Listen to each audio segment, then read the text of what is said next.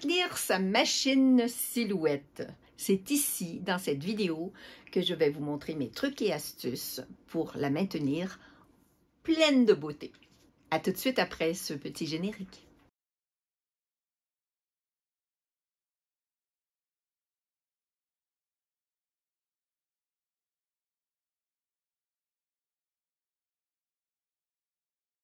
J'ai deux éléments importants. J'ai mon alcool à 90 degrés et mes cotons-tiges, mais j'ai également d'autres produits dont je me sers pour le faire.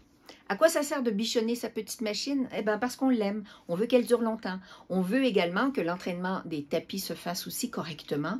Donc, les rouleaux auront besoin d'être nettoyés, entre autres, etc., etc. Mais je vais tout vous montrer ça. Si un jour de vendre votre machine, elle aura d'autant plus de valeur qu'elle sera bien entretenue. Donc, d'un côté, soit on la conserve à vie, comme moi, la plupart enfin, et on en prend soin, ou bien, si on a l'intention d'en vendre une pour en racheter une nouvelle, et bien à ce moment-là, vous aurez un très, très bon prix sur votre machine parce qu'elle sera toute belle, toute propre, et ça fera plaisir à la personne qui va l'acquérir. Alors, on se retrouve au niveau de la machine et je vous montre mes trucs et astuces. J'espère que vous allez apprendre quelques petites choses sur comment entretenir sa machine, parce que ça, c'est super important. On sait comment se servir de son ordinateur, on sait comment se servir de son logiciel, et puis ben, la machine, des fois, on est encore un petit peu dans le flou. Donc, vous êtes dans mon atelier, j'en ai profité, j'ai fait du ménage, parce que nettoyer les machines, il faut quand même que tout l'environnement autour soit propre. J'en ai profité, donc j'ai nettoyé mon écran d'ordinateur, j'ai nettoyé mes claviers, les plans de travail, etc. pour pas que vous voyez aussi le bin, c'est parce que j'ai pas mal travaillé ces derniers jours avec des matières qui salissaient pas mal. Donc, à quoi ça sert de nettoyer sa machine? Tout simplement pour en prendre soin, parce qu'on l'aime, qu'on veut qu'elle dure longtemps, que ça peut prévenir des petits problèmes techniques quelquefois. Il suffit que vous n'ayez pas vu qu'il y avait un petit bout de papier qui était coincé ou un morceau de vinyle coincé en dessous de la bande en plastique où votre tapis et votre feuille passent. Souvent, là, il y a des petites choses qui peuvent accrocher. Par exemple, le mask and tape, c'est-à-dire le scotch de peintre qui arrive, qui se détache du tapis puis qui accroche. Et après, on se demande pourquoi ça ne fonctionne pas. Je vais vous montrer aussi d'autres choses qui pourraient intervenir dans un blocage ou un petit problème de tapis. Pourquoi d'autres aussi? Bien, parce qu'on a de la poussière dans nos maisons. Moi, particulièrement, je sais que j'en ai énormément parce que je suis en rez-de-chaussée.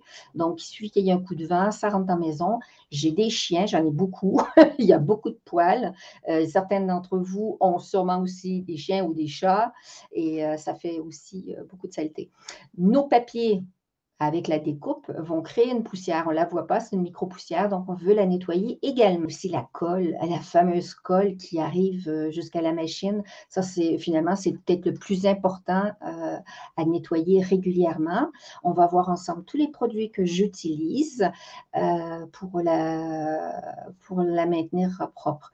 À vrai dire, j'en ai plus qu'une. Moi, j'ai une Cameo Pro, donc vous allez avoir une petite idée de ce qu'a l'air une Cameo Pro parce que la barre d'entraînement est différente de toutes les Cameo 4 et les précédentes, et puis la Cameo Plus aussi, ce sont des barres rondes. Et moi, c'est une barre rectangulaire. Voilà, vous allez voir ce que c'est. J'ai sorti aussi ma Cameo 3 pour vous montrer aussi comment, par rapport aux rouleaux, comment on fait, parce qu'on les voit. Sur la Cameo Pro, on ne voit pas les rouleaux. Donc, il y a des petites astuces pour aller nettoyer les rouleaux que j'ai trouvés. Je vais vous amener donc devant ma Cameo 4 Pro. Qu'est-ce que j'ai comme produit? Ben, je vous les montre. C'est pas tellement sorcier. Tout ce qu'on veut, c'est de la douceur. En premier, donc, on a besoin d'une éponge. On ne se sert pas du côté gratteux. Hein? Éventuellement, une petite chiffonnette comme ça, donc humide. Ça, je le mets de côté, c'est important. On peut utiliser aussi des lingettes bébé qui sont très douces. Petit chiffon synthétique. Le plus important pour moi, c'est cet alcool-là. C'est de l'alcool à 90 degrés qu'on trouve en pharmacie. Et ça, vraiment, pour décoller, c'est ce qu'il y a de mieux. Pour moi, ça serait peut-être le plus important. J'ai aussi du vinaigre ménager dans une bouteille. J'ai mis là-dedans. Là. C'est un vieux produit, c'est un recyclage. Je vais le mettre de côté. J'ai ma bombe anti-poussière. Je m'en sers pour mon clavier d'ordinateur parce qu'évidemment, on n'est toujours pas loin avec notre ordi. Et il y a beaucoup de poussière de papier et même des fois de la colle. Je ne sais pas comment qu'elle se rend jusque-là. C'est assez volatile, elle se rend jusque-là. Donc ça, c'est super pratique pour les endroits où on n'arrive pas à atteindre. Je vais mettre ça sur le côté comme ça. Je vais pouvoir après attaquer le nettoyage. Je me suis quand même gardé la machine à nettoyer pour avoir un exemple. J'ai sorti mes petites pinces dont je me sers pour écheniller parce que des fois, il suffit qu'il y ait quelque chose en dessous pour qu'on n'arrive pas à l'attraper. On va le chercher avec la pince. Ou ça m'est arrivé des fois de prendre une règle comme ça, vous voyez. C'est une règle en métal, puis elle a un côté protection. Donc, quand je passe, j'arrive à aller chercher des fois un scotch de peigne qui est resté coincé en dessous. On y va avec douceur toujours. On les aime, nos machines. On va en prendre soin. Ça, j'ai sorti ça pour tout à l'heure parce qu'il va y avoir un petit plus. Je vais vous parler des lames et je vais vous parler des tapis. Un chiffon comme ça, éventuellement, c'est quoi, un torchon à vaisselle pour essuyer si c'est encore un petit peu humide. Et puis ça sera l'opération pour vous parler des tapis tout à l'heure avec la colle. Et puis, les cotons-tiges, ça, c'est hyper, hyper important. Donc, si je disais que qu'est-ce qui est le plus important, ça serait mes lingettes bébé, mon alcool, coton-tige. Donc, mes cotons-tiges, les lingettes bébé, ça. Voilà. En gros, c'est vraiment les plus importants. J'ai sorti ça pour faire une blague, mais vous n'en avez pas besoin parce que si vous devez mettre des gants pour ce que vous faites, c'est parce que vous utilisez des produits qui sont trop forts. Et si les produits sont trop forts, vous allez faire mal à votre machine. La Cameo Pro, vous voyez, elle prend pas mal de place. Je suis obligée de la tirer comme ça. Voilà. Et là, je n'ai pas enlevé les protections, vous voyez, des genres de protection. Et puis là, quand je touche, je passe la main, je sens qu'il y a de la colle. Et pourtant, je ne spray, je vous assure, je ne mets pas de spray de colle à proximité. Je me mets toujours dans une poubelle. Comme ça, je suis certaine que même mon plancher, il n'y en a pas. Et ça arrive qu'il y en ait même là. Donc, c'est là où l'alcool va être parfait. Donc, j'ouvre la petite machine. Et là, vous voyez que sur la Cameo Pro, c'est une barre complètement différente que la vôtre. Je vais vous montrer la vôtre sur la Cameo 3. Hop.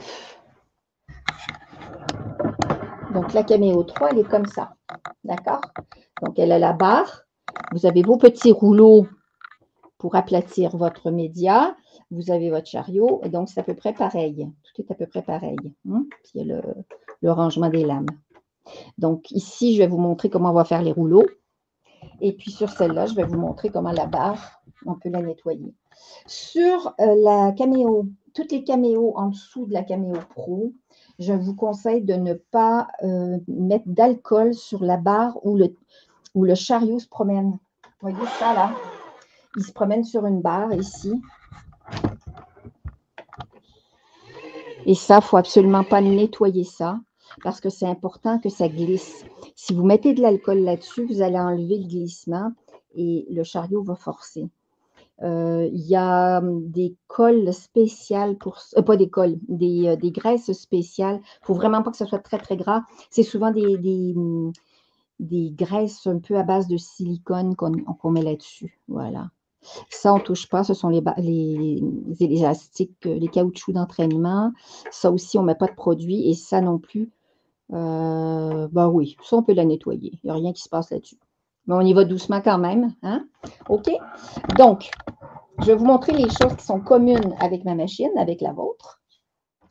Et tout ce qui sera sur votre machine expressément, donc toutes les caméos plus et moins, avec la barre d'entraînement ronde, on va passer sur ma Cameo 3. Donc, qu'est-ce qu'on fait en départ? C'est que si vous avez un aspirateur avec un embout, avec une petite brosse au bout, donc, si vous avez un aspirateur avec un petit embout, moi, je ne voulais pas vous le montrer parce que ça fera trop de bruit de faire l'aspirateur. Donc, je l'ai fait tout à l'heure. Il en reste encore. Vous voyez, je passe, là, puis je regarde. Puis, je ne trouve pas ça très, très heureux. Il y a quelque chose qui existe aussi, dont je vais vous parler en dernier. C'est la bande martyre. Vous allez peut-être en entendre parler à un moment donné. Et puis, elle a besoin d'être propre aussi. Et je vois ma machine, j'ai pas mal bossé dernièrement et elle en avait besoin. Donc, on commence avec un petit bout de lingette bébé. Ils sont un peu sèches. Je peux mettre un peu de vinaigre dessus. Voilà.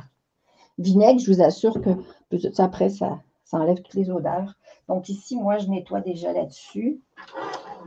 Pour ce qui est de ma barre sur ma Cameo Pro, il y en a peut-être qui nous écoutent qui ont une Cameo Pro.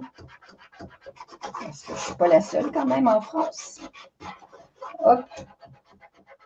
Il y a peut-être des gens d'ailleurs aussi qui nous regardent, peut-être le Québec. Je sais qu'il y a la Suisse. Voilà. Et puis là, on y va. Puis on nettoie tout ce qu'on arrive à enlever déjà. Donc, de bien passer ici. Là, pour celle-là, j'ai cette barre. Ça ne craint pas. Et je nettoie comme ça. Plus vous le faites, moins vous allez avoir besoin de frotter. Et comme je vous ai dit ici tout à l'heure, c'était mon écran ici. Je ne sais pas pourquoi il s'est retrouvé avec de la colle, mais je vois que la colle, elle ne s'enlève pas avec du vinaigre. Et on passe au-dessus. On passe un peu partout. Alors,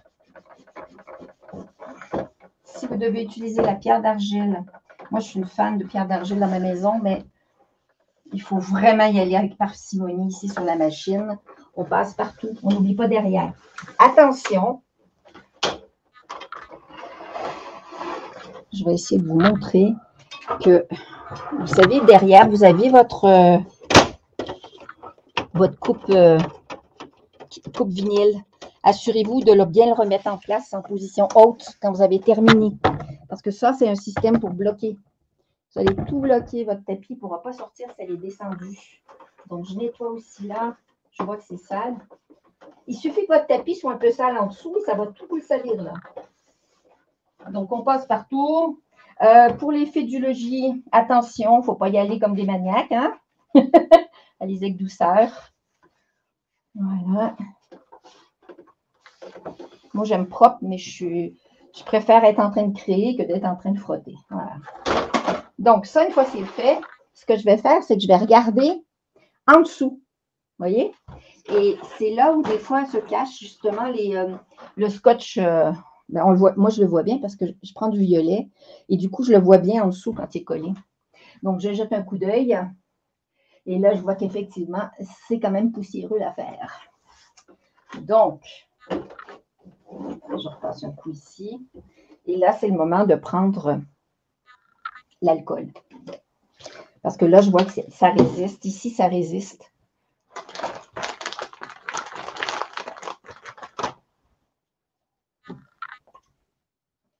Comme ça. Et là, hey, merveille. Tout est parti. Frottez pas trop. Faites juste ce qu'il faut, pas plus. Voilà. Tout ce qui restait est en train de disparaître. J'ai l'impression d'être en train de faire une pub pour des produits ménagers. Et là, la bande martyre, c'est une petite bande que vous allez voir qui fait, je vais mesurer, comme ça je vais pouvoir vous dire. C'est une bande qui fait en largeur 3 mm. Et elle fait toute la largeur de votre machine. C'est quoi la bande martyre? La bande martyre, c'est, comme son nom le dit, c'est elle qui va prendre les coups de votre lame si jamais vous n'aviez pas de tapis ou que vous avez fait une découpe trop profonde avec une découpe sans tapis. Ça peut être cette bande martyre peut être remplacée. Chez Silhouette, ils en ont. Moi, j'en ai toujours une en rab parce que si j'ai un problème de découpe, ça arrive que c'est simplement parce que ma bande martyre, elle est usée et c'est le temps de la changer. C'est très facile à changer, ça se décolle, puis on la reçoit en petits rouleaux et on la recolle. Ça se présente comme ça quand vous l'achetez. Vous voyez? Moi, c'est une 24 pouces parce que c'est une Cameo Pro. Voilà. Vous aurez une 12 pouces si vous avez une Cameo 4. Et puis, je crois que pour la plus, c'est une grande, il faut la couper. Je ne suis pas certaine. Et puis, pour la portrait, il y en a une toute petite qui fait donc 8,5, qui fait entre 8 et 9 pouces. Et donc, vous ouvrez l'emballage et c'est simplement comme un scotch. On détache une partie et on vient la replacer pour remplacer. Ça, c'est donc dans la trousse de secours. Je dis toujours, ça nous prend des lames supplémentaires. Toujours. Une seule lame, la machine est livrée avec une lame, et bien, c'est pas assez. Il faut que. Et pourquoi ils n'en mettent pas plus? Simplement parce que chaque personne va choisir le type de lame qui lui plaît. J'oublie pas mon petit chariot ici, hein? Il faire une petite beauté, j'en avait besoin, tiens. Et tout ce que j'arrive pas à atteindre, c'est là où j'ai mes petits cotons-tiges, comme ça. J'en prends un, je le badigeonne. Et là, je vais dans les petits coins. Je vais nettoyer tous mes petits coins que je n'ai pas réussi à atteindre autrement. On aimerait bien pouvoir atteindre encore plus que ça, mais c'est pas toujours possible.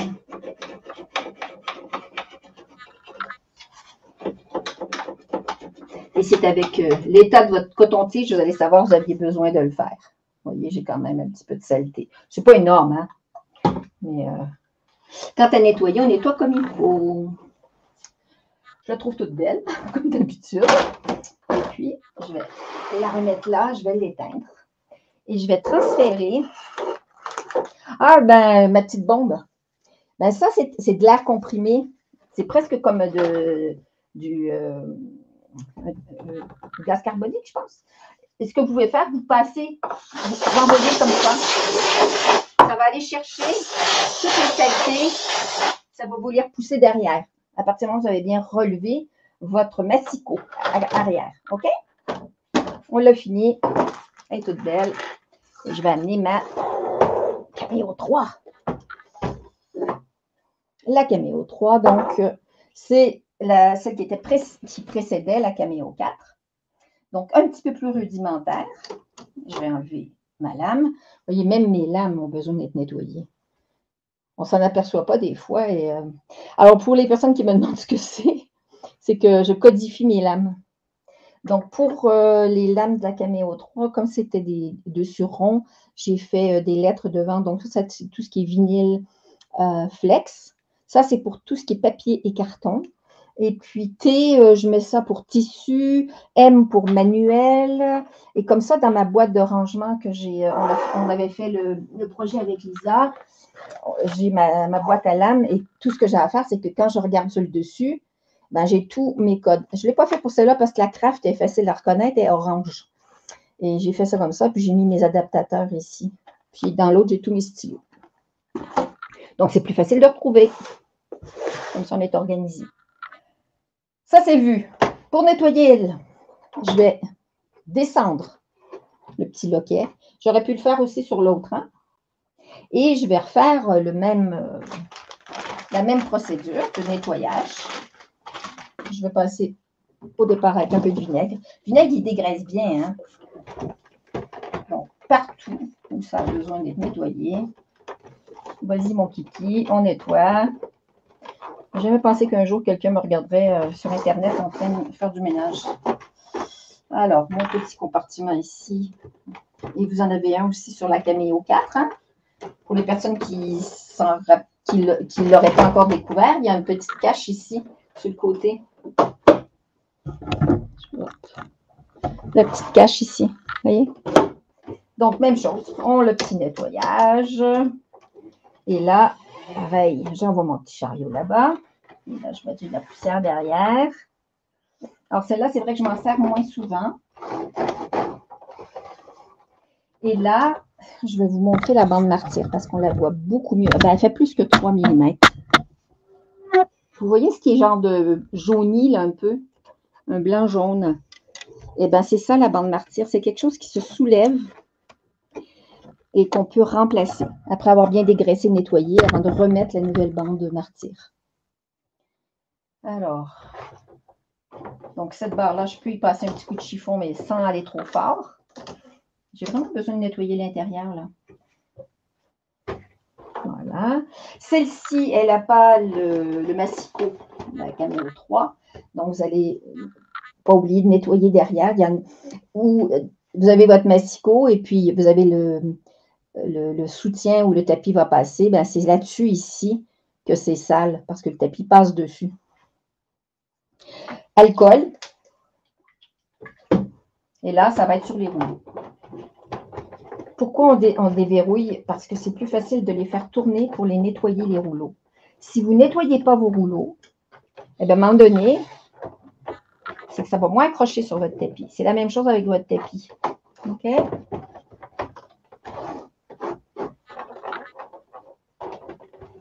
Il n'était pas très, très, très sale. Vous avez votre petit aussi tiroir en dessous de votre caméo 4. Vous pouvez soulever, nettoyer. Moi, je trouve... Alors, c'est fait pour mettre les outils. Vous voyez, je mets le petit massicot de la caméo 3. Puis ici, les autres outils normalement, mais je les ai dans une boîte. Donc, c'est quand même pratique. Petite astuce, c'est quand vous faites vous avez votre tapis, si vous voulez que ça le soutienne, vous avez ça ici. Je crois que c'est la même chose sur la caméo 4. Je ne me rappelle plus, je l'ai eu quelques mois, la caméo 4, et je suis passée à la pro. Mais donc, vous avez un système ici. Donc, ça aussi, vous pouvez nettoyer. Il n'est pas tout à fait pareil, mais il est assez similaire. C'est vraiment super chouette, ce petit truc-là. Hop! Voilà pour puis un petit coup sur l'extérieur. Et je suis grande fan des housses. C'est-à-dire que quand vous ne vous servez pas de votre machine, le meilleur moyen de la protéger, c'est de mettre la housse. Donc, toute la série Portrait et Caméo 4 et moins, il y a des housses. La Curio aussi a des housses chez Silhouette. Pour la Plus et la Pro, il n'y a pas de housse qu'ils ont faites. Moi, je me suis fait mon patron sur le logiciel et je vais vous la montrer comme ça. Elle est protégée. J'ai fait le petit truc en plus parce que le porte-rouleau se met ici. Donc, c'était pour protéger ça aussi. Avez-vous appris des choses avec cette vidéo sur le nettoyage de votre machine? J'espère. En tout cas, n'hésitez pas à me poser des questions en dessous dans les commentaires. J'y répondrai avec plaisir. Chose certaine, on n'utilise jamais d'acétone sur notre machine. Toujours des produits doux, je le répète et je ne le répéterai jamais assez. Il s'agit de plastique et le plastique résiste mal aux produits décapants. Donc, on va utiliser que des produits très doux. On va le faire régulièrement, comme ça sera plus simple d'une fois à l'autre. Si vous avez aimé cette vidéo, n'hésitez pas à me mettre un petit pouce. Également, à vous abonner si ce n'est pas déjà fait pour être tenu au courant des prochaines vidéos. Toutes les suggestions de vidéos sont toujours bienvenues. Encore là, en dessous, dans les commentaires. D'ici à la prochaine créative, je vous souhaite une très belle continuation. À bientôt!